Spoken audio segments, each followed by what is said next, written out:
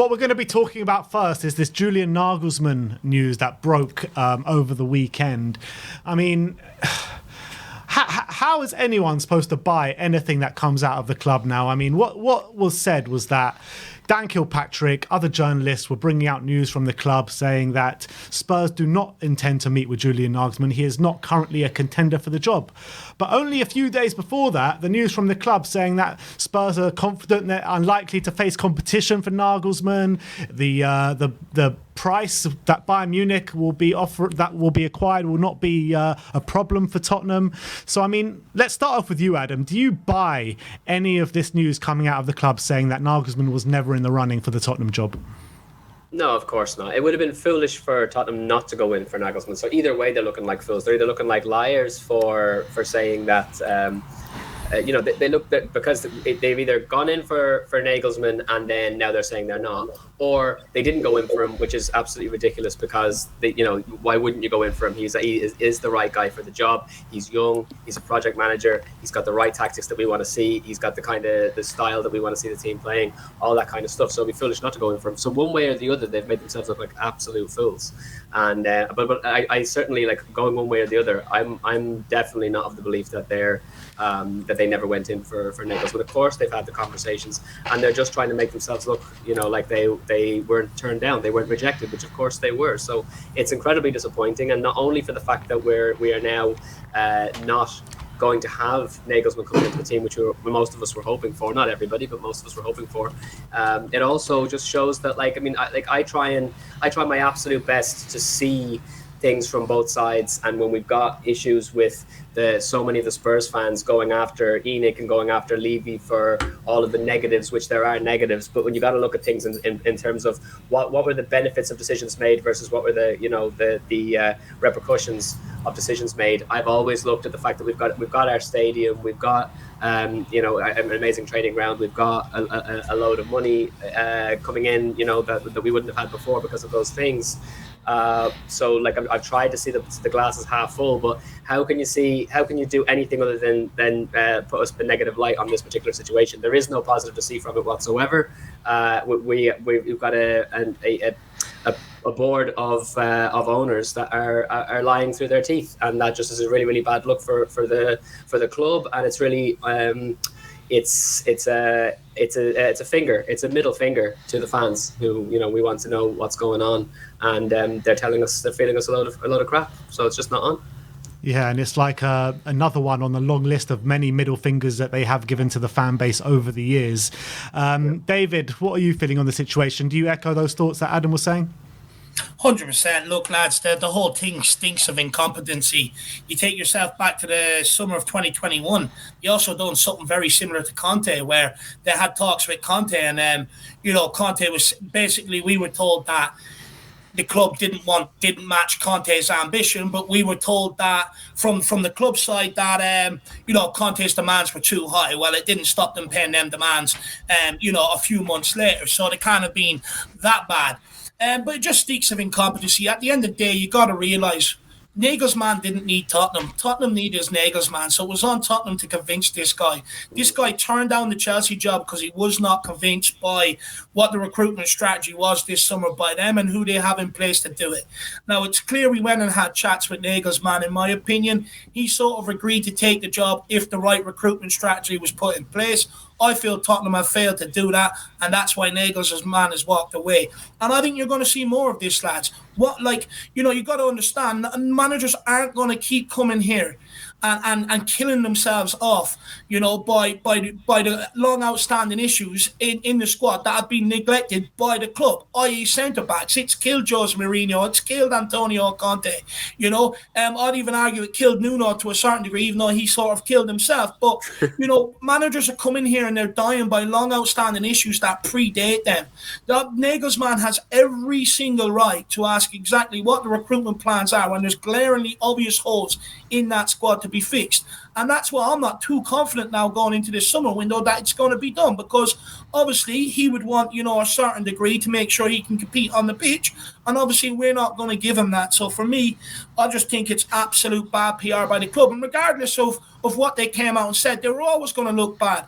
The fans wanted two managers in here after Conte, Pochettino or Nagelsmann. Pochettino they never even reached out to, and then you've got Nagelsmann who they failed to convince to come here. So no matter what spin they put on it, it's getting to the point where people aren't buying it.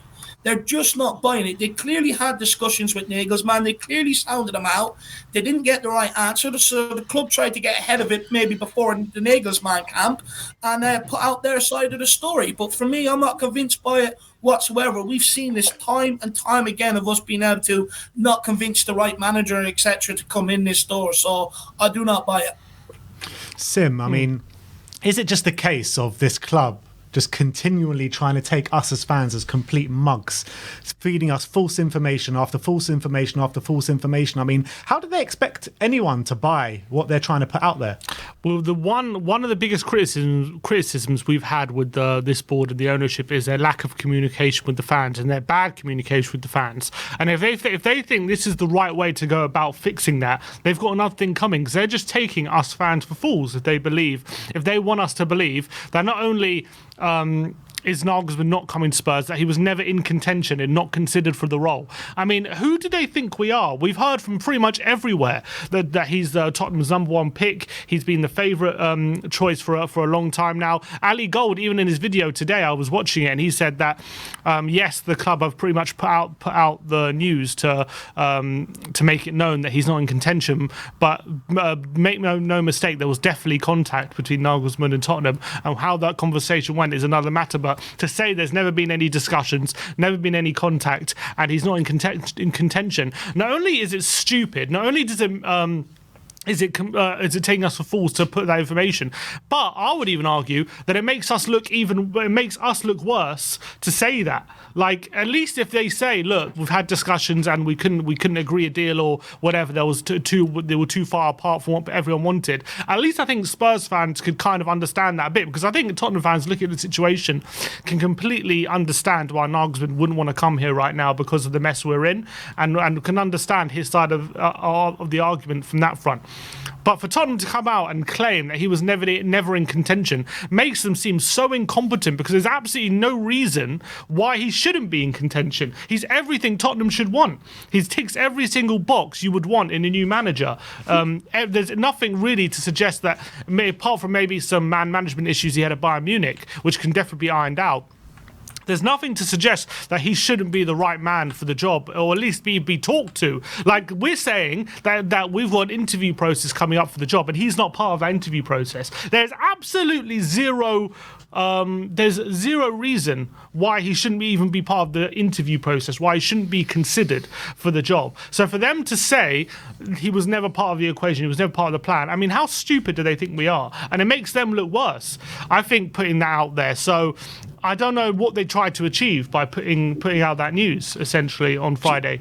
The way I don't know. I'm not trying to back them up or say they've done anything correct, but the way they're looking at it, do you think that it was a case of looking at how the Nagelsmann and Chelsea thing all fell apart? I mean, they didn't really see eye to eye on the way things moving forward, and maybe they're trying to create a narrative that the problem is actually here is Nagelsmann and the way he likes to do things, and it fell apart with Chelsea, so now it kind of using that as an excuse for it falling apart with Tottenham. What do you think on that, Adam? Yeah, I mean, they're going to use all the excuses that they possibly have at their disposal at the end of the day. Like, there's been so much kind of buttering over or whatever the expression is, over the cracks. Papering over the cracks, yeah. Yeah, that's the one. Yeah, well, I don't know why I went to butter, but there you go. There's cracks being filled in, that's for sure. And I just think that I've personally gotten to the stage now where I'm one of the people who have always kind of stood on the sidelines and gone, I'm not going to throw the baby out with the bathwater. I haven't got any particular axe to grind with ENIC, considering that there are certain aspects of the club that we're improving over time, and there are there are massive areas where we've started to fall apart. It began with not backing Poch when we had the opportunity, bringing in managers that weren't fit for purpose, all that kind of stuff. There were definite mistakes that were being made, and I was always able to sit back and go, okay, but what's the silver lining? Where were things going right on the other side of the aisle? But now, when you're looking at it with the perspective of they are taking us, for a ride, I don't see any way of kind of defending that anymore. And I've really kind of shifted massively in terms of my stance on the ownership. And I think at this point, like I'm not of the same disposition as a lot of people where they're like they've wanted ENIC out for the longest time. I think I've been perfectly within my rights to kind of stay on the fence for a good bit, but at this moment in time I'm like, okay, if this is the way that they're going to treat us as fans, it is definitely time to get on your bike. And it's I don't know how we necessarily we go about that, considering that you've got the likes of very good friends of ours who are out there doing their protests across from the stadium, and the numbers aren't what you would expect in terms of actually making a difference. I applaud them for what they're doing, but I don't know how far it's going to get. But you do hear an awful lot of chanting in the stadium. You do hear a lot of the Levy out chanting, which is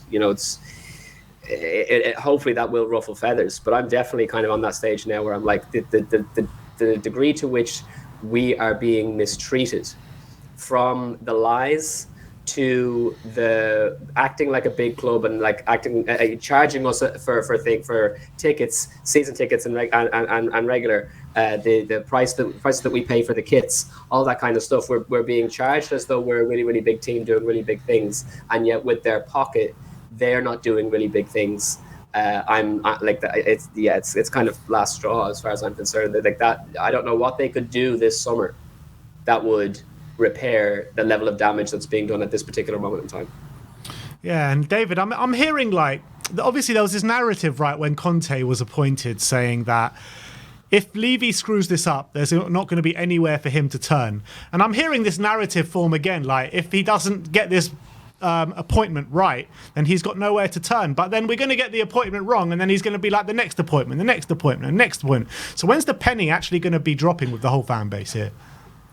Look, I'll be honest, I think the penny is starting to drop with the whole fan base, if you want me to be brutally honest. I think you see more and more people getting agitated with what's going on. You get more and more people sort of getting agitated with the PR spin they put on things. Like when you look at like Nagelsmann and Pochettino, first of all, when you look at the sort of manager that they want to go down, right, it does look like there's a clear direction of the type of caliber manager they're after, which is young, hungry, fresh idea, fresh approach to sort of football. But we've completely bypassed or the two that are the best for that, Pochettino and Nagelsmann. So you're sort of, you're going into the likes of a Rodgers, a Postecoglou, a Ruben Amorim, and Arne Slot. And look, let's be honest, if you appoint one of them, I think you're going to see a bit of a divide on any of them, to be honest. You're going to have people that are not in the new manager's camp, and you're going to have other people who say, look, give the guy a chance. I like the appointment. Let's see what can happen. But the reality is, it's not one of the best two out there that can get us out of this position we are in. And because it's not that, they're making a rod off their own back, and it's just annoying more and more people. And everything they're accused of no ambition, blah, blah, blah, this, that, and the other, they're exactly living up to it by not contacting Pochettino and by trying to distance themselves and act like we're too good for a Nagelsmann. So they haven't got the two best people that are available, and both of them were available at the time, and it should be one of them two in the door. But here we are still sitting here, looking for a new manager. And at the time, many people said, surely we're not going to go another 72 days, like we did before we appointed Nuno. Well, we're already nearly there, and people are getting more and more frustrated with what's going on. People are asking more and more questions with what's going on. You've got a lot of players that are not good enough to be here. That should have been long gone out the door. You've got managers that have been sacked for these guys when they should never have. These guys should have been gone out the door. And we're doing everything wrong. And people are starting to ask questions in terms of management, in terms of recruitment, in terms of director of football. The questions are coming at them from all angles. This club was known as a club, especially under Pochettino, where we were everyone's second favorite team. We were being lauded for how this club was being run and the shrewd acquisitions and decisions that were being made. But since then, absolutely everything has come falling apart. The wheels have absolutely fell off, and they just keep making bad decision after bad decision after bad decision. And they do not want to spend the money necessary to take us out of this. Now, you do have the arguments that look, we spent money in the past. Correct, we have, but we spent it wrongly. And right now, we can't keep living off that. Right now, this needs investment. This needs money. It needs the best manager possible. And by Tottenham sort of shirking away from the Nagelsmann and putting their spin on it, even though we know it's down to recruitment, doesn't give me any hope for the summer. So I think the fan base are waking up. And look, myself, I've been one where, I try to see things from both sides, a bit like Adam, but look, I've always had sort of gripes with the owners, maybe just not as much as everyone else. But even me, the last 4 years have become completely intolerable. I can't take it any longer.